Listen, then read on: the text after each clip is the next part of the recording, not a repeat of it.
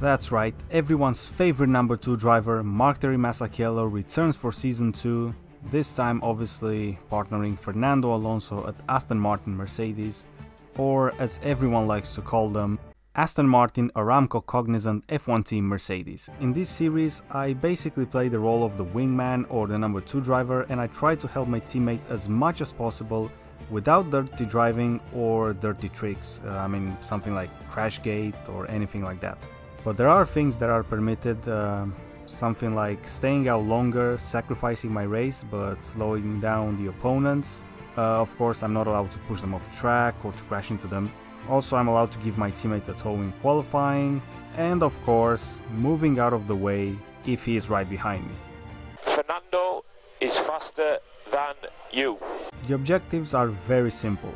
Number 1, help Alonso become a 3-time world champion, and number 2, help Aston Martin win the Constructors' Championship, but I think this one is gonna be like Mission Impossible.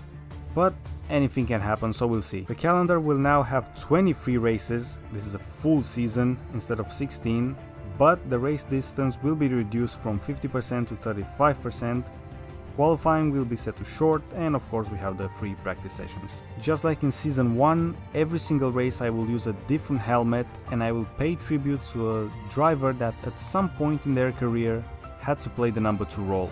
I already have a list of 23 drivers, but some of the ones that I picked, their situation is quite a bit of a stretch. They were not like a real number 2 driver. And if you know some more obscure drivers that play the number 2 role, please comment below and I would happily add them to the list. Oh, and here's the list of the drivers that we already paid tribute to in Season 1. I had to make some changes though, because I couldn't pick number 2, as it is used by Logan Sargent in real life, so I went for number 15 for 2 reasons. Alonso uses number 14, so obviously 15 comes right after 14, right? And also, Aston Martin finished 7th in the standings last year, and based on the old numbering system, the team would have used numbers 14 and 15 this season. Strict rules, no assists, we want to have some crazy races, so of course the safety car and the red flags will be increased, no flashbacks. Oh, and the R&D will be set to manual in this season, but I'm quite a noob at this, so please leave any suggestion, advice or strategies that you have if you have played career modes extensively. I would really appreciate that.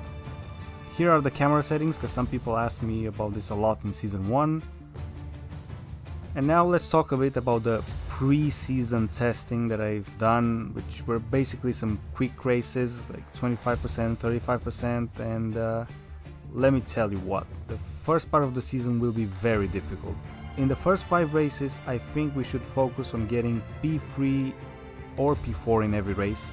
There's no way we can beat the Red Bulls unless we get very lucky, which it actually happened in one of those races, but no, I'm not counting on that. Then hopefully the upgrades will work, and for the next 5 races I think we can get in there, we can upset the Red Bulls a little bit, maybe steal a victory. And after the first 10 races, that's where I hope our car will be good enough to challenge the Red Bulls with a bit of help from my side, of course, slowing them down, giving Alonso a tow.